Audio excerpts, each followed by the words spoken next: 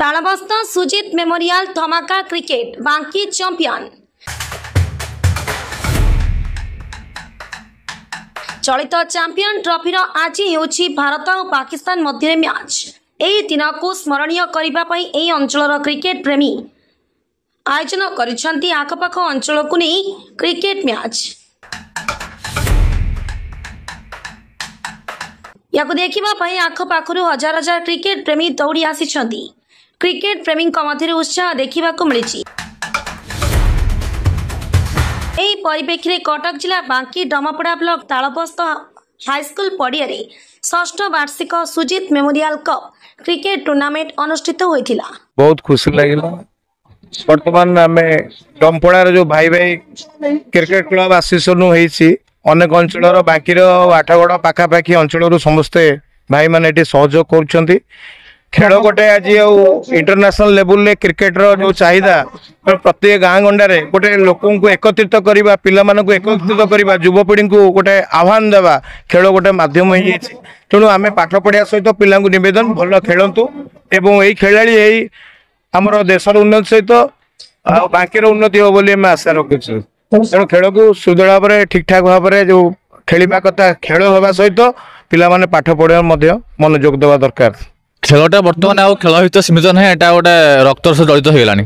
खेलटा बर्तमान ये प्रतिभा अनेक अच्छा अन्वेषण करा दरकार। प्रतिभाटा प्रस्फुटित हो पारना आम भितर ये भितर प्रतिभा थे कि आईपीएल खेल पार कि रणजी ट्रॉफी खेल पार कि आम जानी पारना प्रतिभा विकसित हवा दरकार। से विकसित हाँपाई आमको जातीय स्तर में पहुँचा दरकार। आम जो सी अनुबंधित जो कोच मैंने अच्छा आनिक ग्रामांचल गोटे कर दरकार गोटे मीटिंग भाया जो प्रतिभा अन्वेषण हो पार त्याद्वारा आम ग्राम जो प्रतिभा अच्छा से गाँव बनमल्ली भाया बासी से प्रतिभा प्रस्फुटित हो पारना। तेणुक गाँव में अनेक प्रतिभा अच्छा जो दक्षता Kalahandi club Ranji trophy IPL खेलार क्षमता अच्छी कि प्रस्फुटित हो पारना। तेणु ओसी अनुबंधित जो कोच मैंने अच्छा आम ब्लॉक स्तर गोटे प्रोग्राम करा दरकार।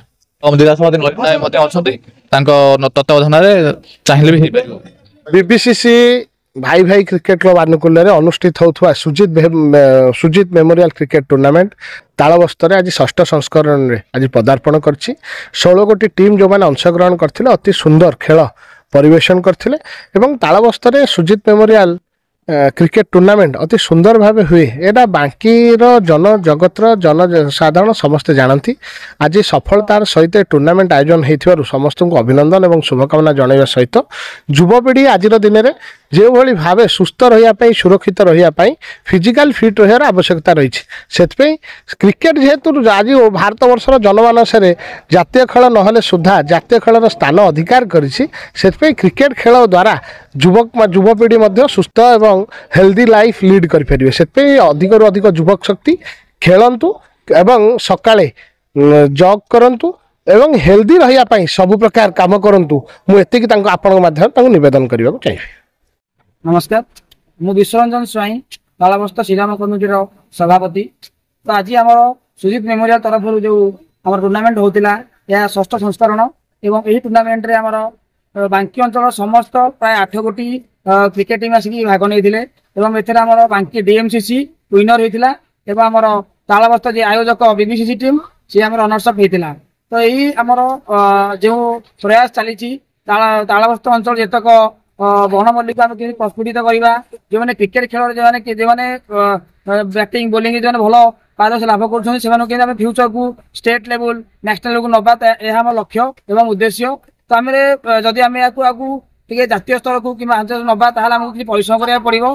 तो समस्त युवक बंधु मैं कहूँ समस्त मिलित हो एक होगा यह कमी आहरी उन्नत स्तर करवा से चेष्टा कर देखु जी भी रणजी में पहुंची सी फास्ट ग्रासरूट लेवल जाइए आम जो तृणमूल स्तर शक्त अच्छी ताल फ्यूचर से जापर यदि निजर तालबस्त ग्राउंड आम कि भल खेली पारा से मांकिकी जीव मांकी से कटक को जीव रणजी की जापर किसी मैंने कहीहबनी कि आम दुर्भाग्य से कई उन्नति करना किंतु से निजे निजे ट्राए करेंगे आम डिग्यूज बल खेलेंगे माने नुआ नुआ उपकरण माने प्रयास करेंगे संभव nothing is impossible for a man पारे से माने आम बर्तमान ओडिशा टीम रे भी माने बहुत खेलुछंती किंतु जातीय टीम ओडिशा कहीं ना ये आम दुखर विषय किंतु यदि आम आस्ते आस्ते प्रयास जारी रखा ताल पाई पार।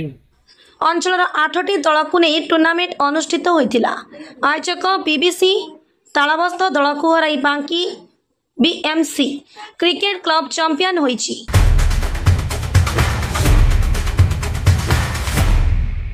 श्रीराम नाट्य कमिटीर सभापति विश्वरंजन स्वाईं संयोजन आयोजित पुरस्कार वितरण उत्सव में मुख्य अतिथि भाव बांकी विधायक देवीरंजन त्रिपाठी जोग देथिले। सम्मानित अतिथि भाव युव समाजसेवी नलिनी कांत राय, अमर कुमार धल, डमपड़ा जिला परिषद सभ्य आशीष कुमार साहू, तालबस्थ सोसाइटी सभापति अक्षय कुमार बेहरा, नायब सरपंच गदाधर बस्ती, श्याम सुंदर, शिक्षक दीनबंधु साहू प्रमुख उपस्थित रही चैंपियन एवं रनर्स अप दल को ट्रॉफी प्रदान करथिले। भारत और पाकिस्तान मध्य दिनिकिया मैच एही दिन को स्मरणीय करने पई एही अंचल क्रिकेट प्रेमी आयोजन करथिले। बांकीर राजेश कुमार साहू का रिपोर्ट, धनुष एक्सप्रेस।